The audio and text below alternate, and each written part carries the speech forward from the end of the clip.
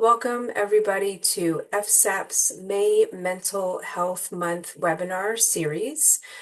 Today, we are talking about the psychology of journaling and well-being. We are joined today by our guest speaker, Dr. Nicolas Bob. We are very happy to have him here today. Dr. Nicolas Bob is a licensed clinical psychologist who currently works as a staff psychologist at the California College of the Arts. He was previously a postdoctoral fellow here at FSAP in 2024. Dr. Bob is passionate about creativity, self-expression, and views them as acts of courage. His approach to his work is less about fixing and more about helping people author the story they most want to live. Thank you so much, Dr. Bob, for being here today.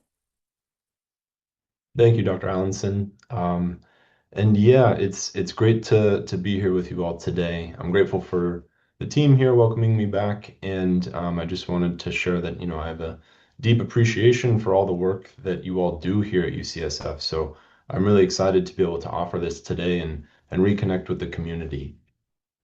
So yeah, so for today, I'll be talking about the psychology of journaling and well-being.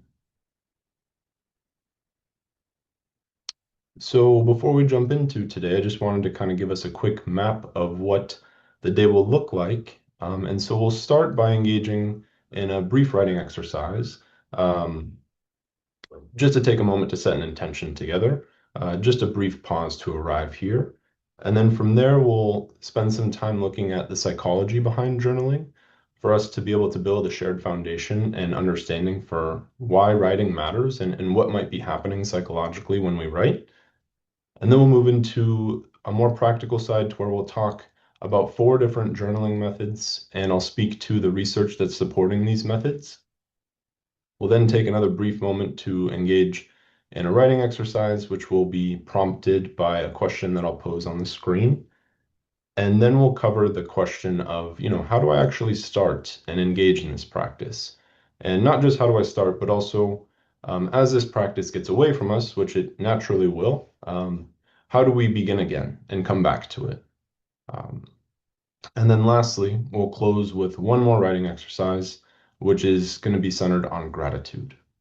And as we move throughout today, please feel free to submit questions in the chat because I'm going to do my best to answer some questions that come up with the time we have remaining after the presentation.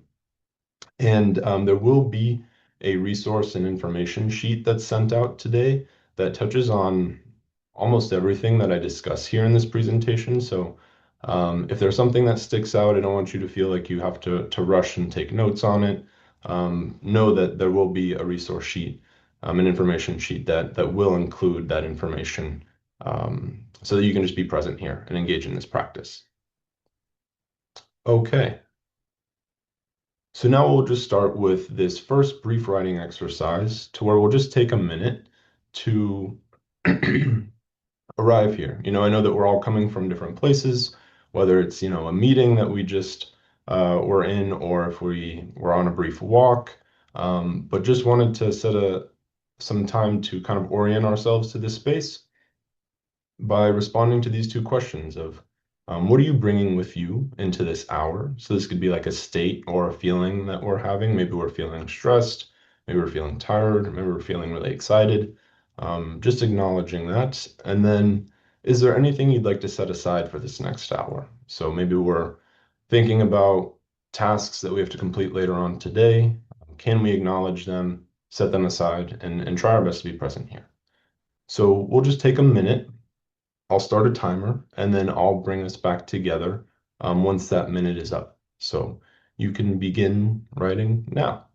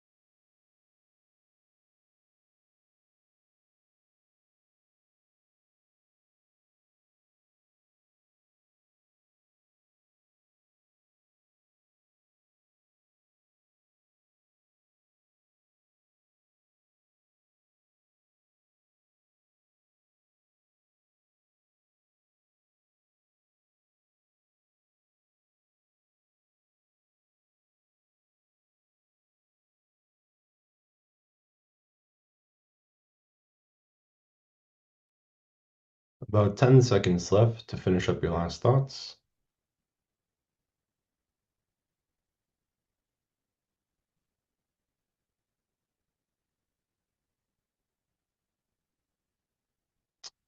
Okay, so I hope that was supportive just for coming into this space. And so now we'll move into talking about the psychological foundation of, why journaling matters. I think this term journaling kind of gets floated around a lot and sometimes can even feel a bit cliche and like, oh, everyone should be journaling in some sense. So I've always been curious myself of like, why do we do this thing? And what happens when we write? And in the process of, trying to answer that question, I think acknowledging these three things can be really supportive for it. So the first being inhibition theory, the second being affect labeling, and the third being cognitive change theory. So the first being inhibition theory, this was proposed by James Pennebaker, who's a social psychologist at the University of Texas, and he's a researcher who's been doing decades of research associated with expressive writing and journaling and the effects of writing. Um, and this inhibition theory posits that, we have to suppress certain feelings associated with certain experiences within our life because we experience so much all the time, right? Compartmentalizing is very normalized. It's necessary for a kind of short-term gain in certain experiences. And at the same time, while we do that, while we have to suppress certain feelings, when there are experiences that maybe there's more arousal or more intense feelings, if we continue to suppress them, we might experience some psychological or physiological strain. And so holding on to that stress can be a lot for us. And, the more that we suppress it, we can kind of think about this as like a rebound effect of the more that we suppress, the more these feelings might come up or these thoughts might come up because they want to be expressed in some sense. And so this is where we can think about journaling or writing as an avenue to allow for some of this expression. That, as these feelings or these experiences are coming up for us, we can, journaling and writing can allow for some emotional disclosure of these experiences. And so instead of constantly having to inhibit these feelings, which again is human and we have to do it, compartmentalizing is normal and necessary for short-term gain. And at the same time, can we slow down and pause with these experiences that are still coming up for us and allow them to be expressed? So ultimately, suppressed feelings can be given voice through writing or journaling. Okay, so that's one. The second is affect labeling, which simply put is this process of putting our feelings to words. So one of the seminal research studies looking at affect labeling was conducted by researcher Matthew Lieberman and his colleagues at UCLA, and this was back in 2007. And what they did was they had participants be in an fMRI machine so that they could scan their brain. And while they were in this machine, they showed them images of people's faces that were demonstrating intense emotions. And in the experimental group, once they showed them these images, they'll have these participants label these emotions that they were seeing on screen as either scared, angry, happy, or surprised. And in the control group, they just simply had the participants identify whether or not the person in the image was a man or a woman instead of labeling the emotion. And what was interesting was that as they did this study and they showed these people these intense faces and images of people, they noticed that the amygdala, the kind of fear or threat detection part of our brain, started to fire, which makes sense, right? We're seeing some intense image, so threat detection starts to fire. And the finding that's most interesting is that the experimental group who ended up labeling emotions associated with these experiences, they found that once they labeled these emotions, that a part of the prefrontal cortex of our brain, which is more supportive for rational thinking and emotion regulation, started to fire and the amygdala started to dampen a bit. And this wasn't the case for the control group. And so from this, there's been more research that's expanded on this idea. And we can kind of think of this as like the first kickstarting step of this process of engaging with some regulation. As we experience this intensity of emotion, by labeling some of our emotions, it seems to have a bit of a dampening effect on the amygdala, and this can kind of pump the brakes on the intensity of the emotion. So this isn't saying that naming our emotions is the whole regulatory process and we're done, but it seems as though that there is something happening within the brain when we're able to label some of our feelings, that it seems to be maybe the initial point of starting to regulate the intensity of the emotion. So lastly, we have cognitive change theory. And cognitive change theory suggests that writing can assist us in structuring and restructuring our thoughts regarding emotions and experiences. So, by giving our feelings and experiences more structure and meaning through writing, we can help make the effects of experiences feel a bit more manageable. And I think another way that we can think about this too is that, we have so many experiences each day. And of course, we can experience a lot of racing thoughts. We can cycle through playing out a lot of different scenarios about certain things that maybe are stressful for us or something that doesn't make sense that happened in our life. And so by giving ourselves space to write some of these things down, we can start to organize some of our thought content on paper because we're slowing down. And it also gives us some distance from these thoughts. Instead of having them feel like they're just stuck up here, we have to ruminate, cycle through, we can start to get some distance. And so we can think about this as allowing for some thought organization rather than feeling like they're scrambled or they're going a lot of different places. So just to recap, we can allow ourselves to express our feelings that may have needed to be suppressed or compartmentalized for certain reasons through inhibition theory. And then we can name these feelings through affect labeling to kind of kickstart regulating some of these emotions. And then lastly, through writing, we can potentially organize or structure our thoughts to further this regulation process, potentially build a narrative and make meaning out of what we're experiencing. Um, so yeah, this is the psychological foundation that I think we can kind of return to as we think about like why would we write? Like what can be helpful in this process? And so now that we've touched on this foundation, we're going to move into discussing four journaling methods.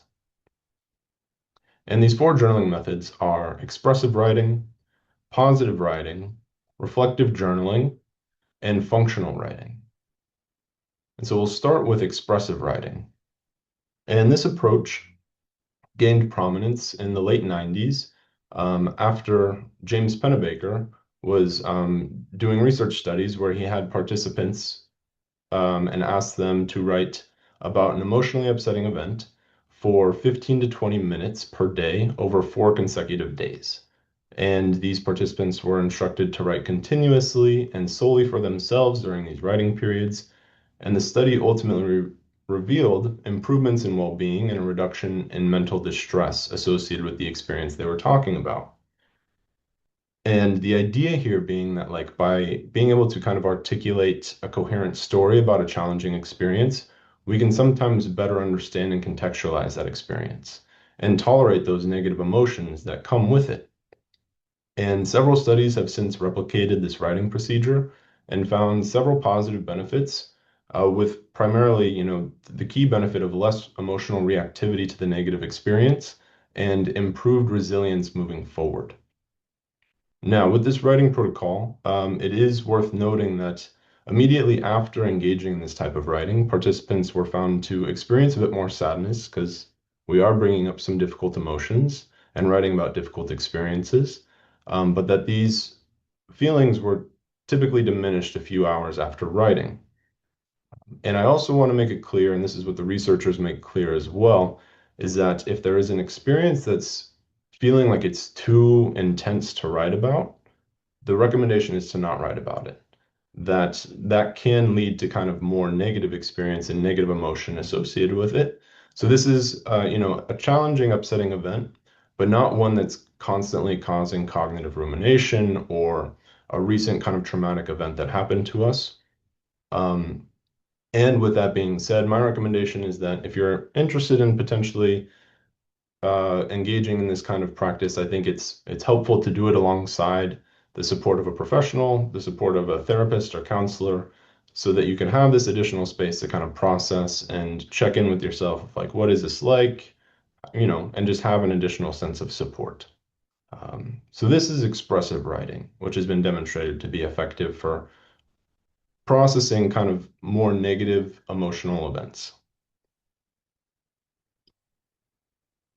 I'm going to flip the switch a little bit and talk about positive writing now, and more positive writing interventions, and positive writing being just the general category, while there's these specific interventions and journaling methods that we can employ.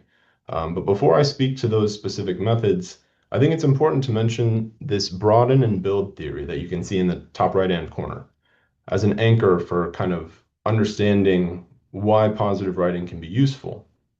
So this theory was proposed by psychologist Barbara Fredrickson, and it suggests that positive emotions don't just feel good, but that they have the potential to widen our perspective, open us up to new possibilities, and over time build lasting resources like resilience, creativity, and connection. And so the idea here is that through positive writing, we can activate and sustain these positive emotional states. By actively engaging in them, we have this opportunity to, return to, deepen, and continue building upon this positive emotional state. So, with that being said as our base, we're going to move into these methods, which are first, intensely positive experiences. So, this is a past-oriented approach to where we can think about a deeply positive experience that we've had in our life, a moment of real joy, connection, pride, or meaning, and then we can write about what happened, what we felt, and what it means to us now. And the idea here, again, kind of like I mentioned, is that we're vividly re-experiencing these positive events, and this can, boost our mood and over time support our well-being. The second here is gratitude journaling, which I feel, has gotten more attention publicly, and I think is more well known. And this simply focuses on writing things that we're grateful for. And I wanted to mention this here because gratitude journaling can take many forms, and I don't think it has to be a certain way, but we can explore what way works for us. Some of the research has demonstrated that writing 3 good things each day can be supportive for our mood.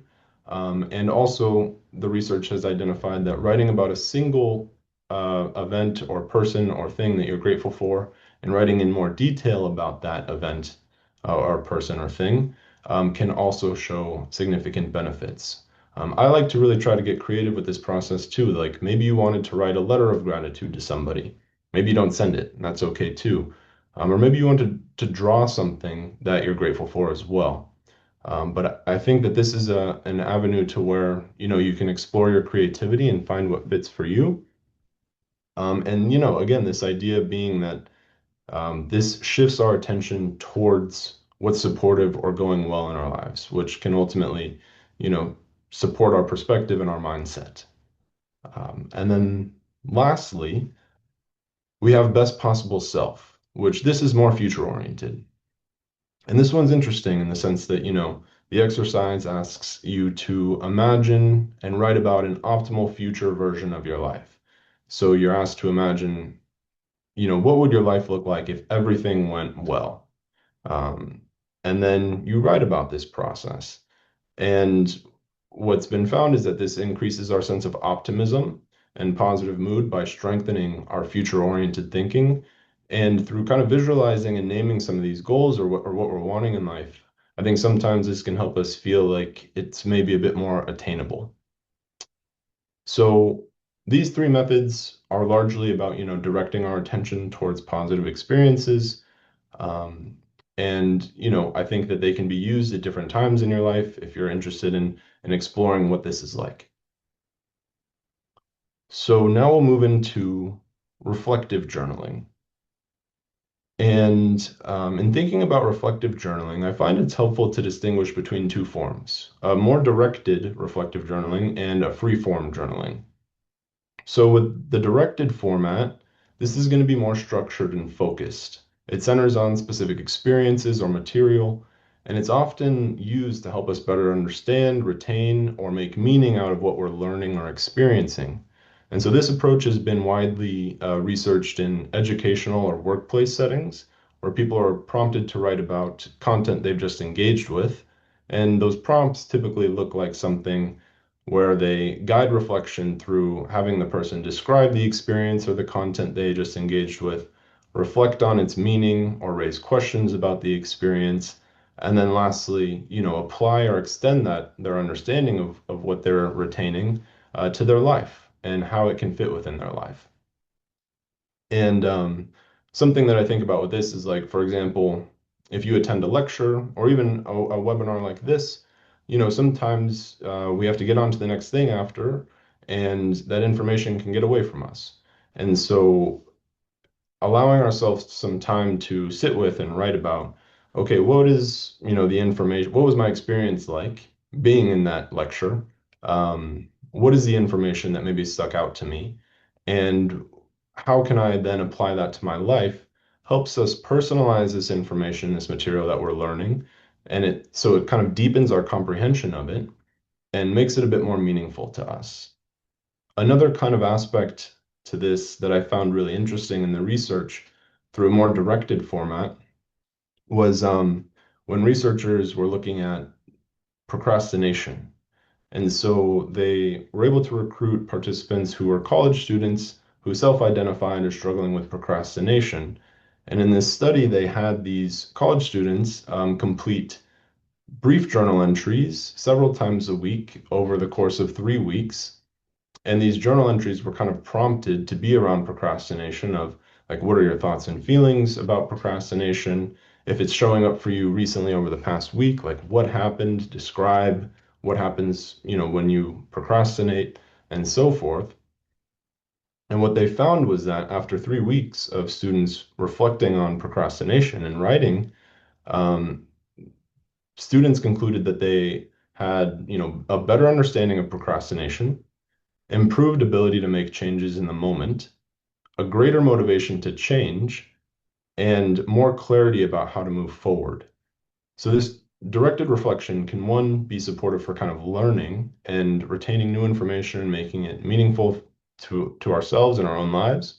But then I think it also can be supportive in the sense of if there's something that's coming up for us in our life that we really want to target or think more about, we can take some time to dedicate writing towards that to better understand it and to better understand what we want to do with it in our life. So that's more of a directed format of reflective journaling. The free form format, I think, is more so what we maybe think about when we're thinking about journaling. And it's this idea that, you can write about anything that comes up for you. It's more of like a stream of consciousness that you can open your journal and you can just write about, feelings that are coming up for you, just to check in if it's just a word, things that you plan to do later today. That this is really open to you know, creativity. It allows for a lot of agency. And I really appreciate this form because it feels very low maintenance, right? That I can just go to it and know that I can say and be whatever I want to be in that moment. And the purpose of this being, again, kind of going back to our psychological foundation, is that engaging in this practice ongoing can kind of support with this ongoing sense of emotional disclosure and thought organization so that maybe our experiences and our feelings can feel integrated over time instead of feeling like, oh man, there was a lot that happened that day and I've just had to get on to the next thing, which is going to happen. But this can give us just a brief check-in, some time to reflect on what's coming up for us. So this is a more reflective practice. And lastly, I wanted to, make space for writing interventions that can be a bit more simple or practical, that maybe don't have to feel so deep. Um, and I think that there can be really strong benefits to this. And so I created this category called functional writing because I wanted to talk about two research studies that I found pretty interesting. And the research here that I'm going to cover is talking about how writing can be beneficial in association with supporting sleep. So if we look at the left-hand side, the to-do list before bed, um, To preface this, I think we've all experienced worry or racing thoughts at night that has kept us up and impaired our sleep and then made it pretty difficult to function the next day or the next 2 days, whatever it is. And this can be very frustrating and taxing on us and something that, we can really toil with. So to support with this, researchers had participants in an experimental group take 5 minutes to write a to-do list before bed of tasks that they wanted to complete over the next day, over the next 2 days. And then in the control group, they had the participants simply write about tasks that they've already completed over the last 2 days. So tasks in the experimental group that they're going to complete in the future that are on their mind, control group, previous tasks that they've already completed. And then they had these participants spend a night after doing that in the lab. So this is in the lab where they were measuring their sleep. And what they found was that the participants in the experimental group who wrote about the to-do list tasks that they wanted to complete over the next 2 days fell asleep faster than the participants in the control group. And to take that even further, what they found was that the participants in the experimental group, the people who wrote more specifically or more quantity wise in terms of their to-do list and really used up that 5 minutes fell asleep even faster than those who, wrote some down. And so it seems like there was this process of what they suggest is cognitive offloading, that like while we have all these thoughts, can we get them down on paper and allow our brain and body to start to rest and know that, we'll tend to those when we need to. So that's one study, and then the portion on the right side, the constructive worry. This was a research study that focused on writing about worries in the evening before bed. And this is a practice that's known within cognitive behavioral therapy treatment for insomnia. And so researcher Colleen Carney, who's known within the insomnia research field, tested a structured constructive worry intervention in college students who presented with symptoms of insomnia. And in the experimental group here, she had participants write down their concerns or worries, as well as possible solutions or things that they would like to do to combat those worries or concerns. To do so, kind of like a problem solving. And then the control group, they had participants simply write down their worries, and that was it. And what they found was that the participants in the experimental group who wrote down the worries or concerns and the solutions, this problem-solving group, had lower pre-sleep cognitive arousal compared to both the baseline and the control group. And so again, it's kind of this cognitive offloading of like, these are some things that are on my mind. How can I get them out on paper?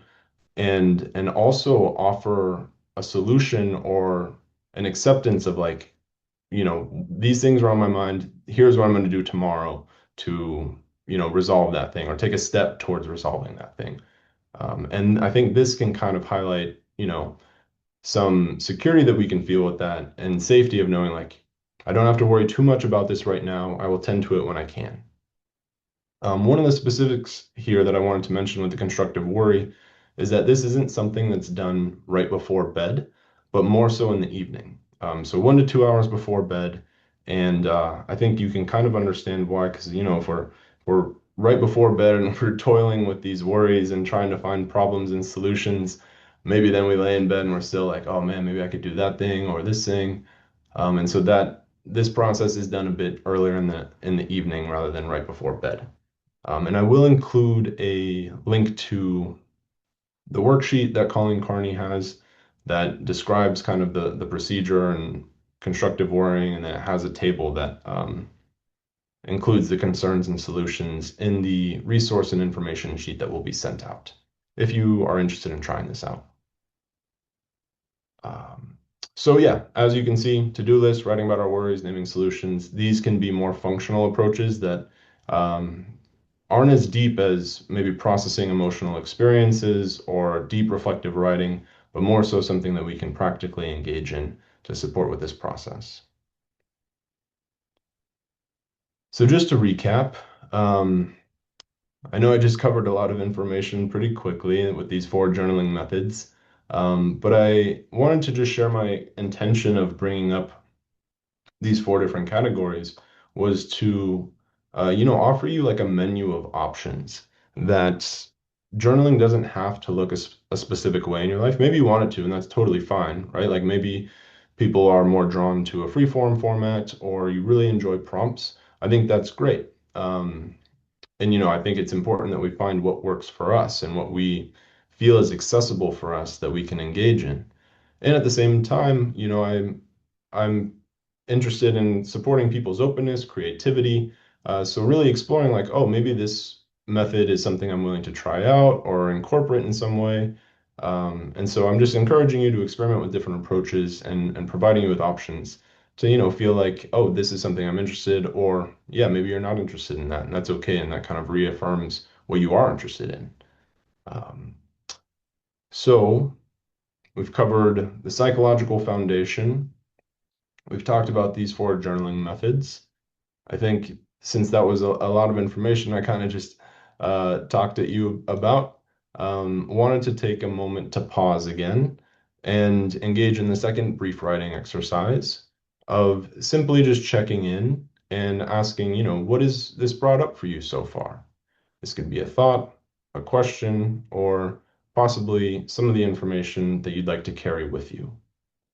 So we'll take 2 minutes this time to engage in this writing just to check in, and then we'll proceed with the presentation. So I'll start a timer and I'll call us back in 2 minutes.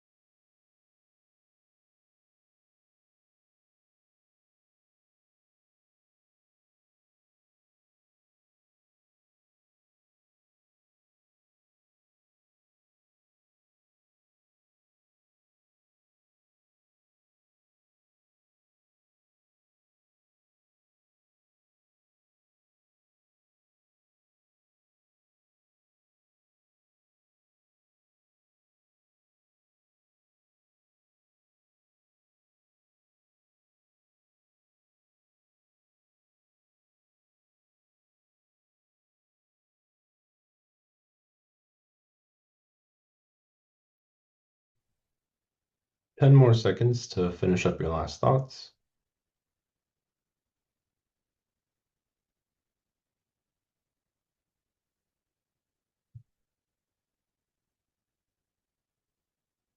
Okay, so now that we've covered the psychological foundation, some journaling methods, and taken another brief pause, we're going to move into this question of, where do I start? And what does starting look like? And I know that starting can feel like kind of a daunting process sometimes. And maybe you're all already doing some kind of writing or journaling practice.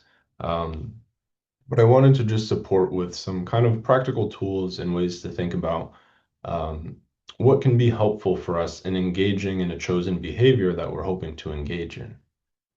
And so in this process, for those of you who have, participated in the habit webinars here at FSAP, you will likely be familiar with a lot of this information, or you might be familiar with this information just yourself.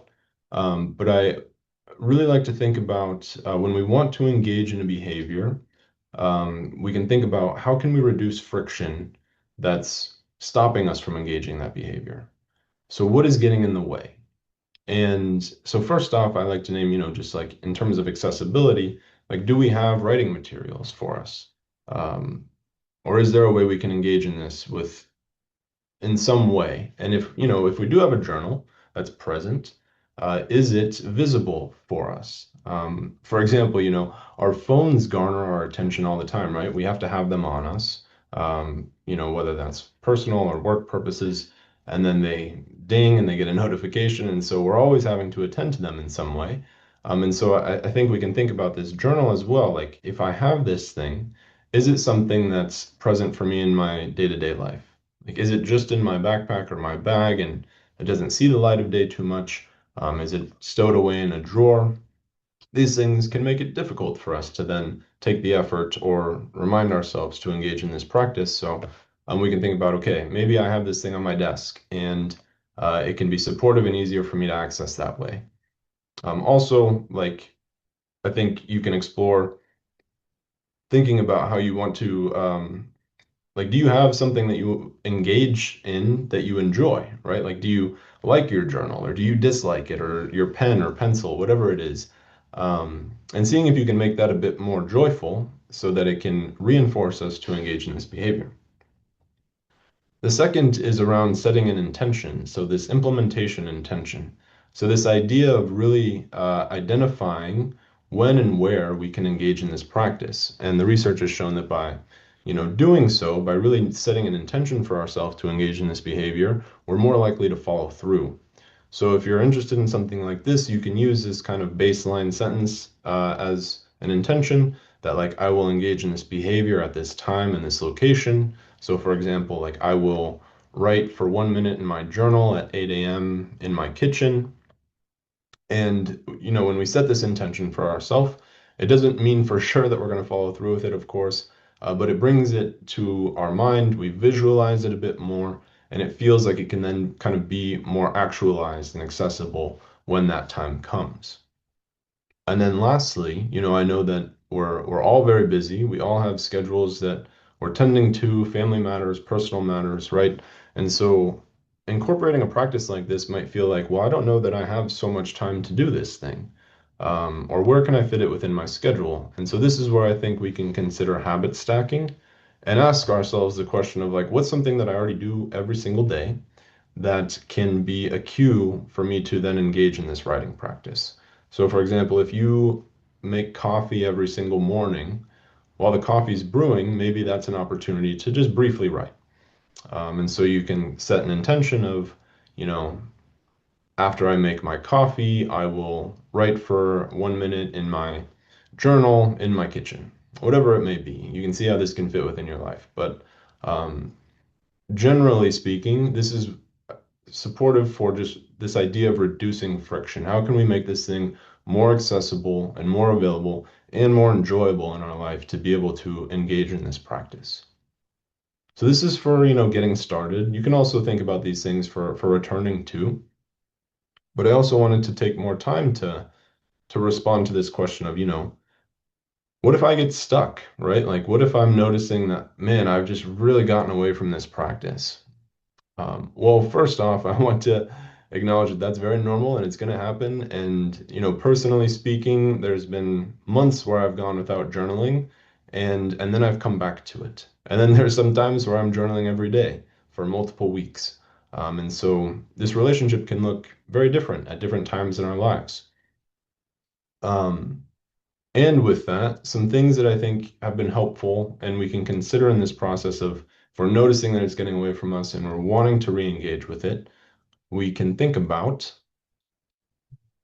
one, this idea of really starting small. So if this practice of journaling or writing is feeling like it's taking up too much time or it's too hard to get to, see if you can just write a word and that's it, and go from there and then build upon that.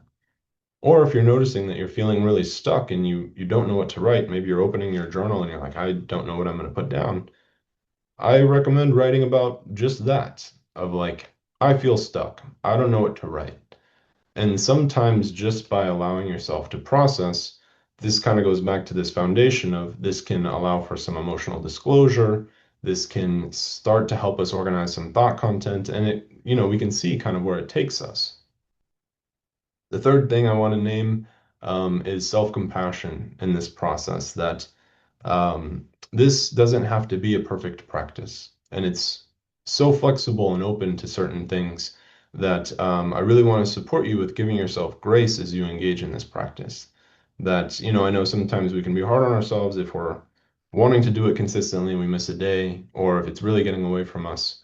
But I want to really emphasize this, that it's important that we can give ourselves some grace with this practice. And the reminder here I put in the middle of the slide is that this journal is non-judgmental.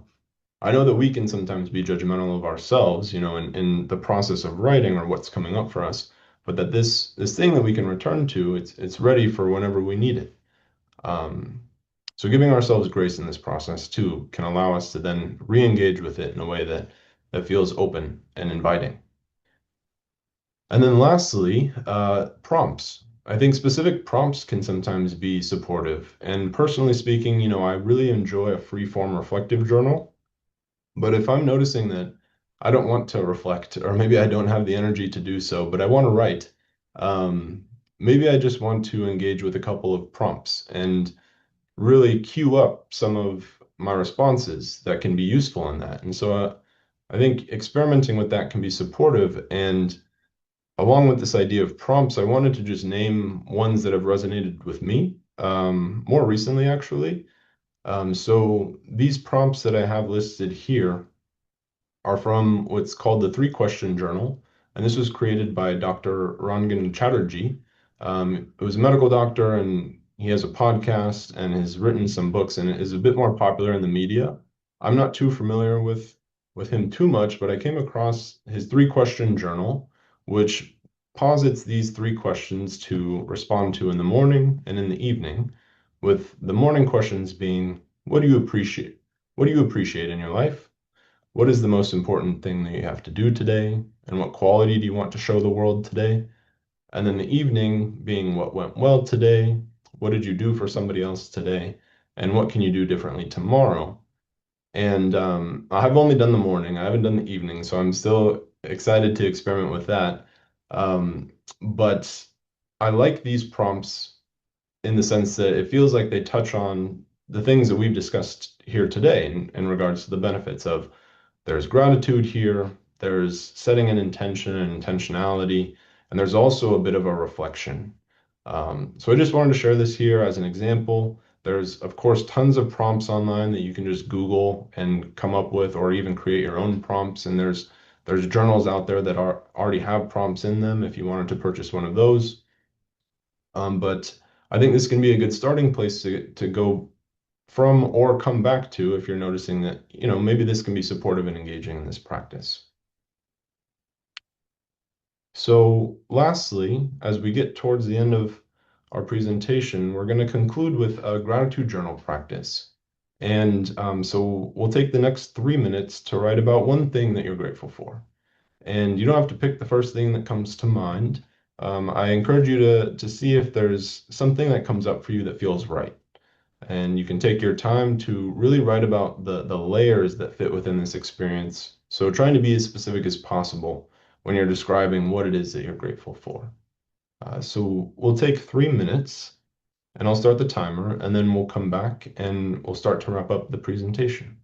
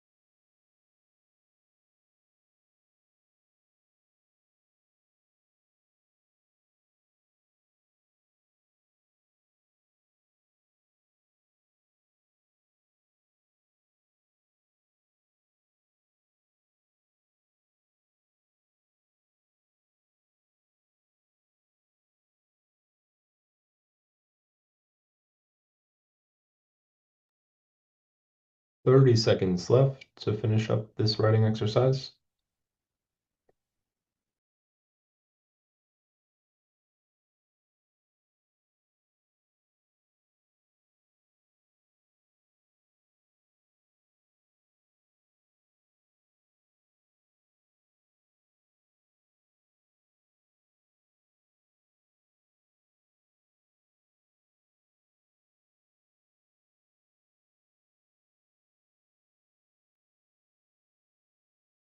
Okay. So now, as you've engaged in this writing exercise, I just encourage you to just check in with yourself and see, what do you notice? How was it to engage in this practice? Um, and as you reflect on that, I also just wanted to express my gratitude, and say thank you for, joining me today, and just for this opportunity to be able to share this information and this practice that, I'm really passionate about. And like Dr. Allenson mentioned, I'm really passionate about creativity, self-expression, and giving ourselves permission to do so. And that I really do believe it can take courage to do so, to express these things, engage in this practice. So I want to honor that as we wrap up this presentation as well.